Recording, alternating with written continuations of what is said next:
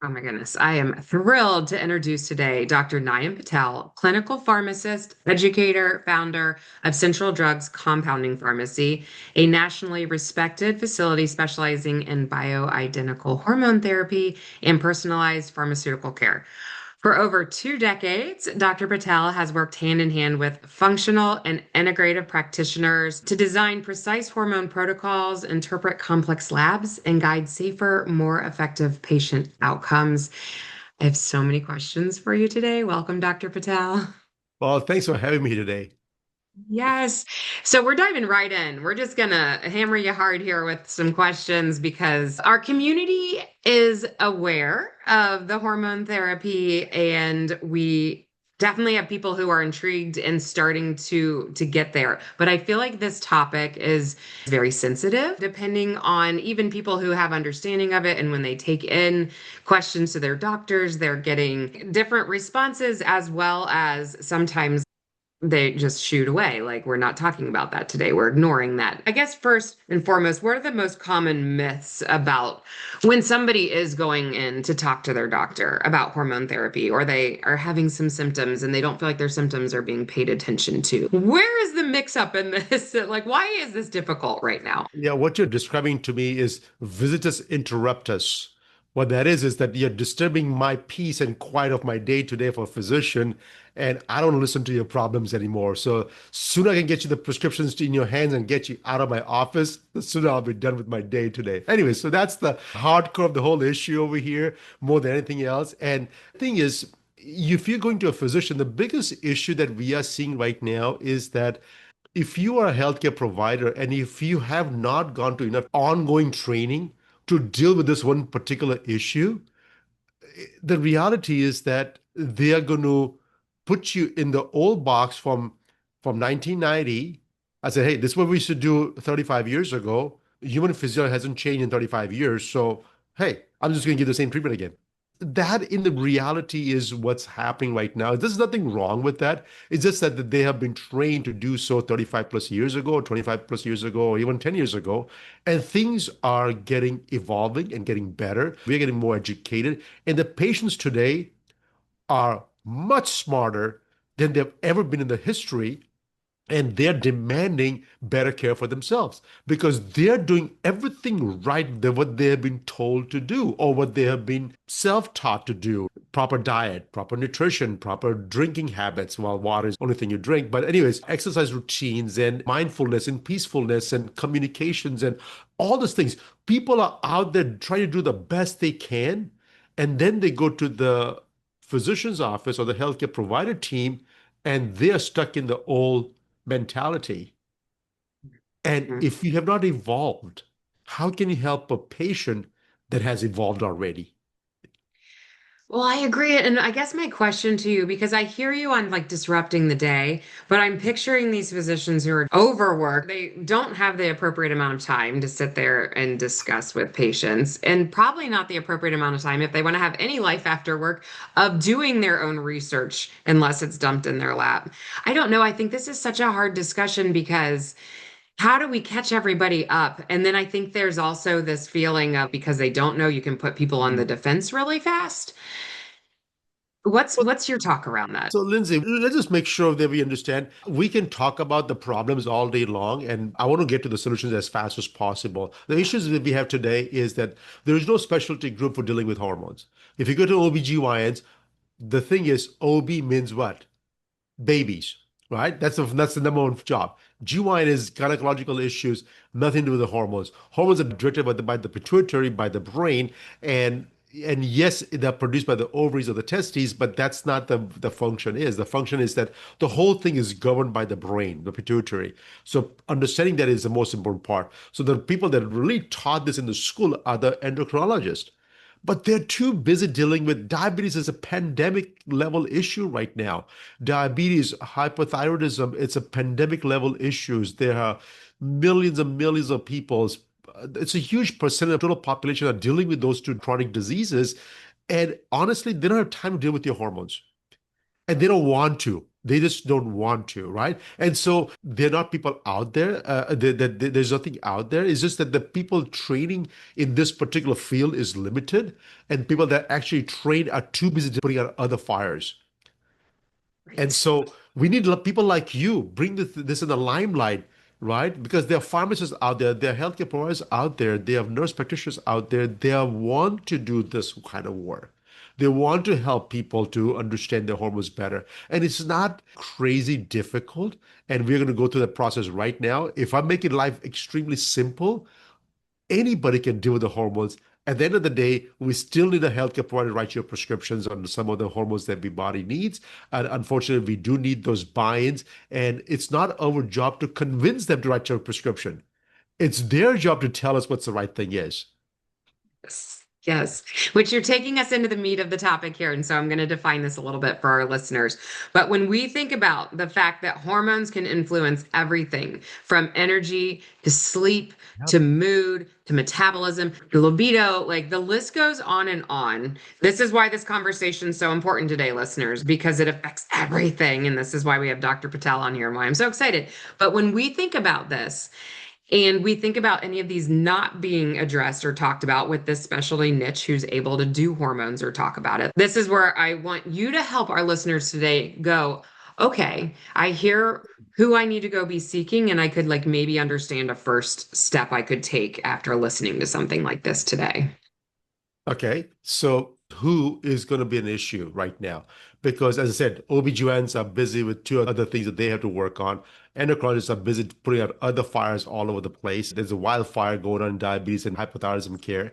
And so people are not interested in doing hormones. Then you go to a primary care doctor. Primary care sees everything. Cough and cold, sick people, this issue, that issue. Can you write me a prescription to go to see a specialist? I mean, they're too busy doing out way too many fires out there. And HRT or BHRT or hormone health is just one little sleeve of this whole problem.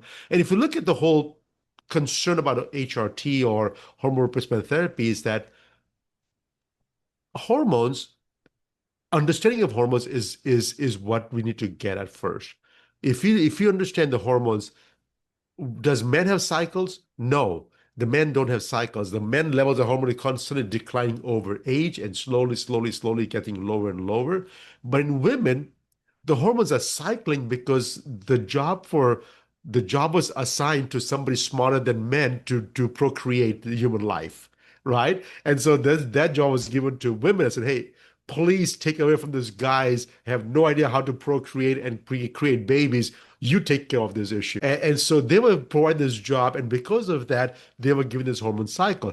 Estrogen level rises up higher for the first 14 to 20 days. In the absence of pregnancy, the estrogen levels will drop. The progesterone levels will rise because of ovulation. In the absence of pregnancy, that level will drop. And eventually the level goes up and down every single month until for about 35 to 40 plus years. If you have the first menstrual period at the age of 10, up until 50, 52, 55, you'll be cycling, and then the cycle is done. That means, hey, we give you plenty chances. We give you 35, 40 years to procreate. Now I'm done, right? So no more hormones for you to go cycles up and down.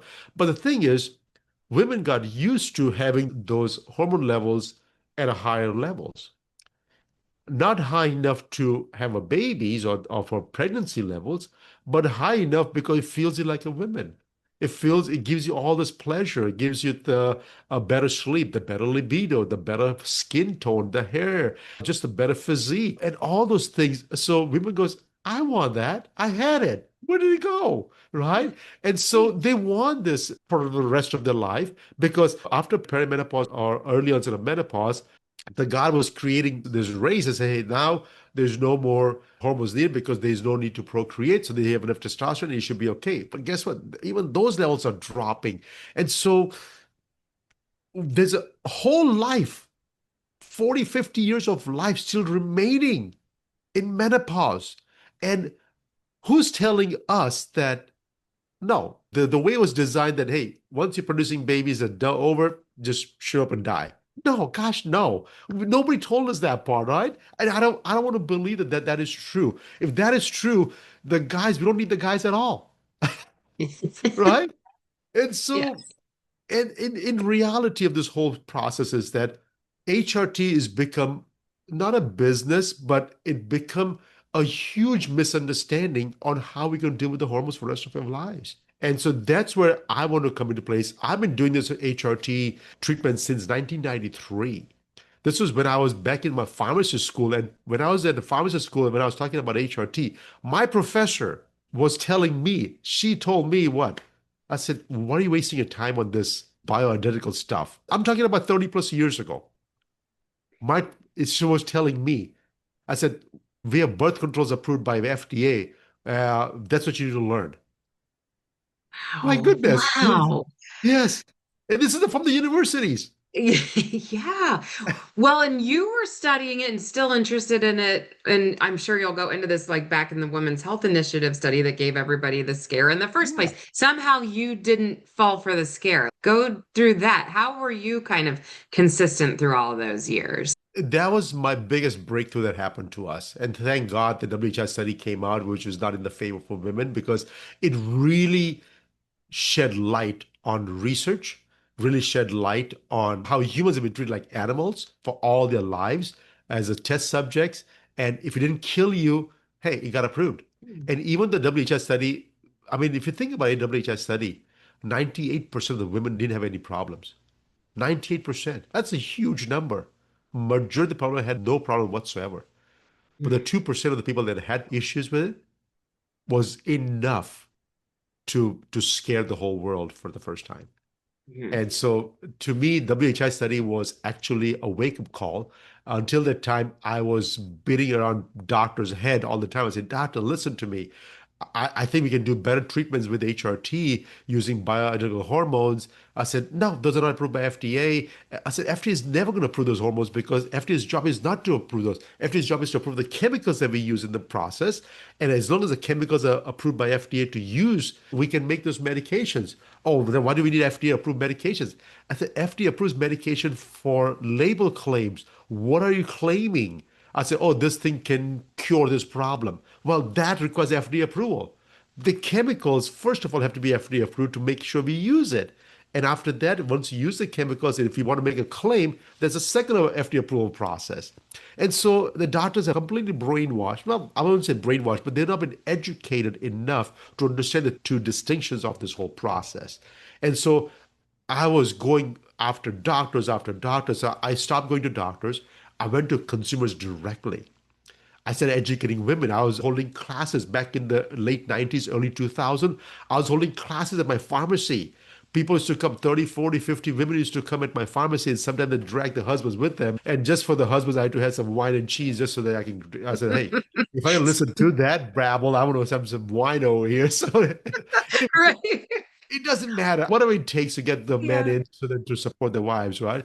But the whole Yes. process was the WHI study actually was a wake-up call for the physician. I said, I told you, see, would you like to listen to me? And that year, the first year after the study came out, my business just went crazy because out of the woodworks, everybody came out. The scares was real. People did not want to take hormones anymore, which was a bad news. And then the thing is, they flocked everybody to the BHRT or the biological hormones part. And the pharmacists, most pharmacists had no training to handle all these cases. So they were just dabbing their feet around all day long and just making up medications all day long, nothing good or nothing bad. I don't know what was going on at that. It was Wild West at that time, right? Feel like sometimes it still feels like that way. You're the one that's making Yeah. me feel calm about it. That was a history of the WHI study. It shed light. We are here today talking about these things because we were right. Human physiology, the genome hasn't changed for 35, 40,000 years. Hasn't changed. Our needs for hormones has not changed in that many years. 35 to 40,000 years. It hasn't changed yet. We still need bioidentical hormone because that's what our body produces. And why we need that in another synthetic form, even though that's FDA approved, because when you take a product that your body's used to it, the body has defense system built in to get rid of it. For example, if you know that if you eat a banana, it's never going to come out of your body, would you eat a second banana ever again? Right. No. Gosh, no. Because it's never going to come out. Why would I take a product that's not going to come out? And that's Mhm. what poisons are. Medications are low-grade poisons that are supposed to do some good work, but also not at a cost. And so When we deal with bioidentical hormones, the only caveat to that is that the body actually knows how to get rid of it. And so if you look at all the hormones, the half-life of those medications are anywhere from 12 to 14 hours. That means in a day or two at the most, everything's out of your system, the liver gets rid of it, and you're done. Versus some of the synthetic hormones, like the birth control pills and the most famous horse's urine pill that the women took for God knows how many years, that had a half-life of 45 days. 45. Wow. And so it takes a while to get out of your system. It does. And so, again, our listeners have a nice baseline of this, but we're talking about a bioidentical hormone Uh-huh. that matches our system and what our system is used to versus a synthetic hormone. And that is what really the hype was about back when people started to get scared, too, correct? Like it really was all synthetic hormones in that study, not bioidentical, right? No, they were not using bioidentical hormones. And the issue was not even the estrogen. I think the issue was the progestins, the synthetic form of progesterone. In reality, has absolutely no use in humans, period. That's a pun. It only gives you the period, and that's about it. It doesn't do anything else besides triggering a menstrual flow. And trigger menstrual flow is not usually an issue if the cells are proliferated anyways in the first place. So if your body builds up estrogens and the body thickens the endometrium lining, the body also produces progesterone to get this lining mature. If the lining gets mature in the absence of pregnancy, the mature cells will slough off anyways. So you'll be done. The issue is that most people do not produce enough progesterone. These ovulation cycles have been disrupted. The LH cycle, which is a pituitary who manages that part, has been affected. There's people take a lot of medications for mental health issues. They may be having some effect on the hormonal cycles. And so when you're dealing with the brain and expecting the gonads to do all the work, but the problem is in the pituitary, then everything goes haywire. And so that to me was the biggest aha moment. And the real issue that even spurred even crazier than 2003 when the WHO study came out was during the pandemic. In the last 5 years have the mental health cases has just skyrocketed. Crazy amount of people with mental health issues and people taking brain medications. Well, I just call them brain medications. I don't know what else to tell you because they have anxiety, depressions, mood swings, and all kinds of things, suicidal thoughts, and everything's come brain health medications, and they're using commercial medications. They're tweaking one of those neurotransmitters, which are also affecting our hormonal cycles. Mm. So, uh, there's a lot to unpack over here, and I can keep on scaring you all day long. If you want, let's go to solutions because I think Yes. people want solutions. Okay, so before we dive into it, because I 100% agree. So a takeaway number one would be having people really have this understanding of comfort with hormone therapy versus scared, right? If we can Yes. pull people out of scared mode into I'm listening, now we're in open-minded mode. I get that I could possibly see benefit. I think a good question to come from this would be what are the early signs that some of our community could be feeling where you'd be like, here are the solutions with hormone therapy without even getting lab work done? How could you let our listeners start to go, oh, that could be me? Hmm. I would say in my career, I probably served well over 1 million patients. So I have seen thousands and thousands, hundreds of thousands of lab works, and doesn't tell you anything. The lab doesn't tell you anything. Unfortunately, I'm sorry. Because when you're balancing, it's every single day is something other types of levels, right? Every day, every month is different thing. If you do a lab on this one particular time, you do not have no idea what happened before or what's going to happen after. No idea. Mhm. So the lab test is it's not going to give you any information that's going to help you with your medication treatments or with your HRT problems. It's not going to tell you. What's going to tell us is the symptoms.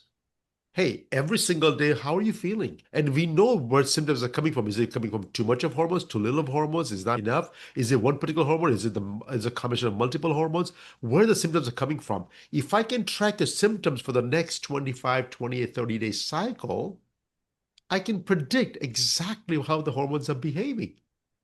And once we understand the hormones are behaving, we can recreate the balance. So here's the thing. If you're seeing this on a YouTube, you can see this thing. There's a balance like a seesaw. If it's tilted, either you can push it down here and get it back to balance, or you can push it from the bottom, push it up and get you the balance. The other option is you can pull down from here or push up from here. Either way, there's always a push and pull because to recreate balance is never just one thing. We're dealing with so many different types of hormones, which if we give something, it's pushing something. If you take away something, it's pulling something. And so this pull and push tug of war is happening to recreate balance. And as soon as you recreate balance, guess what? Without any medication whatsoever, you feel fantastic. You feel great. And that's the feeling you want to get to. Once you get the feeling, guess what? The pituitary triggers, the brain triggers and said, hey, I feel good. I like to be in this state the whole time. If I can recreate the state, that to me is magic. And to 100%. recreate the states, sometimes you need hormones, and most sometimes you do not need hormones. I'm sorry, I make my living selling hormones, but guess what? There are other things you can do besides hormones to recreate this balance out again.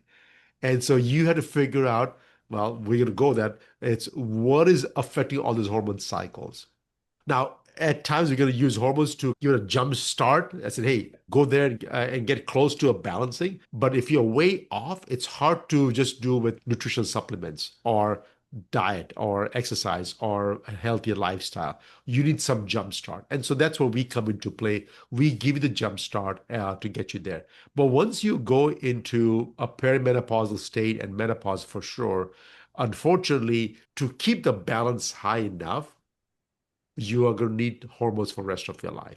And that's unfortunate. I wish there was a different way the body was built where we do not need these hormones, but we do need that portion of our cycles completely balanced off. And that's the part that scares me the most is if you're going to take something for the rest of your life, it better be something that your body can process it. Right. Right.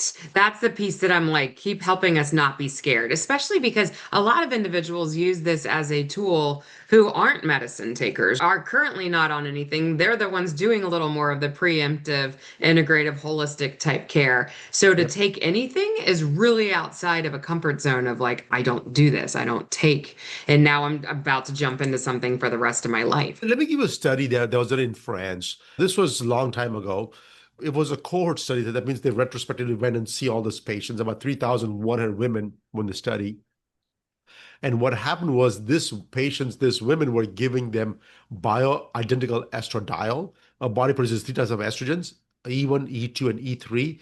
E2 is the most potent one, which is estradiol. So this is what the prescription drugs that normally are called for is estradiol. It's the most strongest one. So anyways, these women were given estradiol and bioidentical progesterones, both topically, okay, through the skin. And they monitored for 9 years of span. And what they were looking for is risk for breast cancers Mhm. because that's what they were looking for. I said, hey, does hormone gives cancers or not? So they were just looking at say, hey, what the heck is happening with hormones? If I give a balanced fashion hormones, what's the risk for breast cancer? And what they found out was the risk for breast cancer after 9 years of taking hormone replacement therapy was 0.98. Okay. Relative risk was 0.98. So let me unpack this 0.98 number because we have to understand what that number is. So if you're an 18-year-old girl with no family history of breast cancer, no risk factors for getting breast cancer, that means you're not a smoker, you're a drinker, whatever, right? You have zero risk for getting breast cancer. Your risk in your lifetime to get a breast cancer is 1.18. Okay? The highest risk for breast cancer in any women is at the age of 80. It's like 1.8 something. The second time, the highest risk for the same person is at the age of 45, is also 1.8. So you go from 1.18 to slowly rise up to 1.8 at the age of 45 and during the perimenopause time, and then it drops again and then rises again after the age of 65, and it peaks again at the age of 80. So you get double peaks. You have two chances of getting breast cancer in your lifetime at the age of 45, and if you miss that, age of 80. I'm not saying you miss it, you're supposed to miss it. No, you're supposed to avoid it as much as possible. But you saw the starting number was 1.18. By taking bioidentical hormone replacement therapy, that risk was reduced to 0.98. And to Wow. me, that was like, wait a second. That's the reason why France, they only use bioidentical hormones and don't use synthetic hormones. And it's a national society, it's nationalized medicine, I believe, over there. They use birth control pills for young girls to save pregnancies, but not for hormone replacement therapy. Thank you for explaining that. Yeah, if you I do the right type really, of hormones, you can take for the rest of your life. You can do it. The issues are not the hormones. The issues are how you give it to them, how you prescribe them, how much you give them, how little you give them. Are they doing some work? Are they not doing some work for you? Are they out of range? And if they're out of range, how do I bring it back to a proper balance? That to me is the issue and not the hormones. right. And I feel like your clinic, you feel like the whole big picture. I think you were starting to go here and let's go here. But the hormones are a tool. They're a piece of the puzzle. Yes, But you can't just do hormones and not work out, or you can't just do hormones and not eat healthy, or we're missing all the other pieces of the puzzle. If I start, which I did start hormones for protective measures, I can't just protect there and not go these other directions and protect. Can you go into that? absolutely. So when you look at the endocrine system that governs the hormone replacement therapy for us, it's a pyramid. It's a pyramid, right? Like everything is a pyramid. The bottom of the pyramid, which is the bulk of the solution or the bulk of the problem, is the bottom of the pyramid, which is 40%. That 40% is, guess what? Cortisol, adrenals, stress. That 40%, either you see as a problem or see as a solution. I'm a solution kind of guy. I'm always looking at glasses always half full. Hey, if I'm in a desert, if I get a half full glass, I'm happy. I'm surviving, right? And so to me is 40% of total solution for the hormone replacement therapy is your own ability to manage stress and giving the adrenals the power to regulate your hormones. Okay? So let's say you do everything possible. You quit the job, you change your lifestyle, your kids have moved out, hopefully, and now they're not bugging you, or you went to some conference and learned all the coping mechanisms. So now you're stressed, completely stress-free, and your shoulders are all relaxed and muscles are all relaxed, and you feel great. That's one of the solutions right there. Right above the stress, which is another 30% of the solution, is insulin, diet. For these two things, stress management and diet management, you need doctors. You need yourself. 70% of the total solution is in your own hands. It's like when I first found out that, hey, when people have young kids, they're sent to school and they blame the teachers for not teaching the kids correctly. I said, wait a second. The parents spend over 80% of the kid's life and 20% spend in the school, but you're blaming the school for not teaching them things correctly. Right? So I just See, want my I just mom is gonna love you. My mom is a school teacher, and she says that all the time. She's like, I "We only get them so many hours out of the day. Like, this know. is And what a so great example." I just want to make sure people understand that 70% of total solutions is what you have in your own hands. Let's work on those two things first. The next 20% is thyroid. Thyroid, I can understand it's a huge problem. The doctors are not going to treat for your thyroid until it's completely out of range. Until the time they're not going to look at you because they're too busy with so many people having completely out of range thyroid that they're not going to focus on somebody that is not doing so well, even though you're within the range. And so I understand that portion. And so that one you just have to keep on looking for doctors that are willing to help you get to optimum thyroid levels for you. And the last piece, the tip of the pyramid, 10% role solution are sex hormones. And we are banking our total well-being on 10% of the role solution. Interesting. And so if I can make you understand that portion, one thing, it just tells you that hey, if I can do everything else and not just do the hormones, I'll be okay at least 70% of the time, 80% of the time, right? Yes. And so that to me is more profound, more powerful than trying to figure out a balance with your hormones. Now, don't get me wrong. If a patient comes to me, they're sleeping good, the libido is down the tubes, they're on the verge of having a divorce, night sweats, mood swings, hot flashes, and you tell me to calm down, relax, and be stress free, Yes. it ain't gonna happen. And so I get that part. And with the hormones, I can get rid of those symptoms for you.